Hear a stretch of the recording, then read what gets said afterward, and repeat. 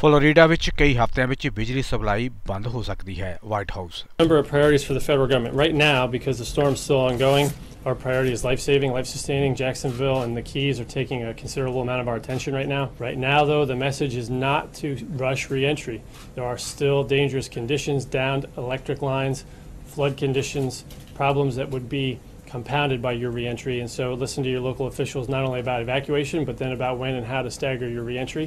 I will tell you that we continue to take seriously the climate change, not the cause of it, but the things that we observe, and so there's rising floodwaters, I think 1 inch every 10 years in Tampa, things that would require prudent mitigation measures. And what I said from the podium the other day and what President Trump remains committed to is making sure that federal dollars aren't used to rebuild things that will be in harm's way later or that won't be hardened against the future predictable floods that we see. And that has to do with engineering analysis and changing conditions along eroding shorelines, but also in inland water and flood control projects. I do note that there's a cyclical nature to a lot of these hurricane seasons, and I think the scientists for their forecast on this particular one, they were dead on that this would be a stronger and more powerful hurricane season with slightly more than average large storms making landfall in the United States. So we'll have to do a larger trend analysis at a later date. We could have power down in homes for the coming weeks.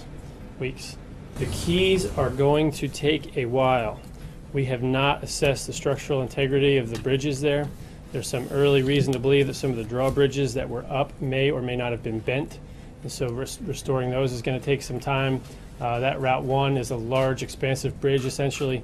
All of the undergirding there has to be examined for structural integrity.